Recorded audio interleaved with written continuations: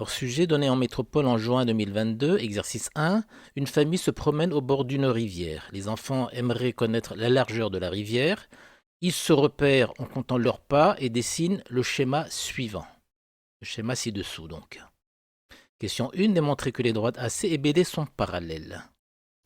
On rappelle que lorsque deux droites sont perpendiculaires à une même troisième droite, alors elles sont parallèles. Et c'est le cas des droites AC et BD.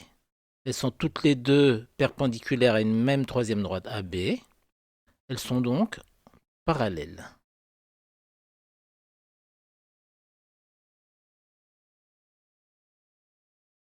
Question 2. Déterminer la largeur AC de la rivière. Alors, puisque les droites AC et BD sont parallèles, on a deux triangles en situation de Thalès. Donc, pour calculer AC, on va pouvoir appliquer le théorème de Thalès. Donc, on a l'égalité suivante.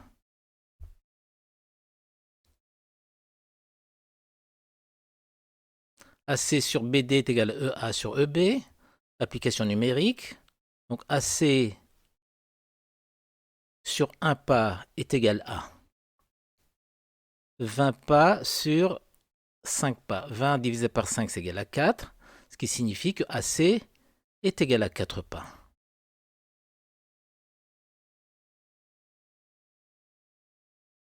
Alors, question 3. Un pas mesure 65 cm.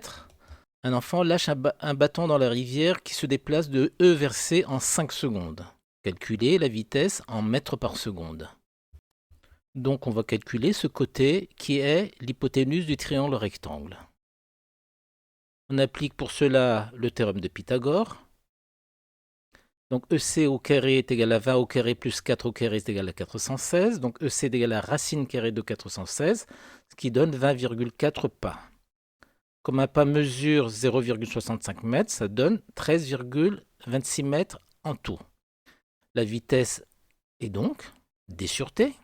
D, la distance est 13,26 mètres, divisé par 5 secondes. On divise 13,26 par 5, ce qui donne 2,652 mètres par seconde.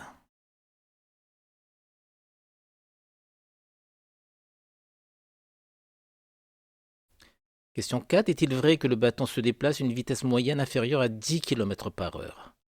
Donc on va devoir convertir la vitesse de mètres par seconde en km par heure. Pour cela, on va multiplier le dénominateur et le numérateur par un même nombre, par 3600, puisque dans une heure, il y a 3600 secondes, ce qui donne 9547,2 mètres au numérateur et 3600 secondes au dénominateur, soit une heure. Donc, c'est à peu près égal à 9,55 km par heure. Et il s'agit bien d'une vitesse inférieure à 10 km par heure.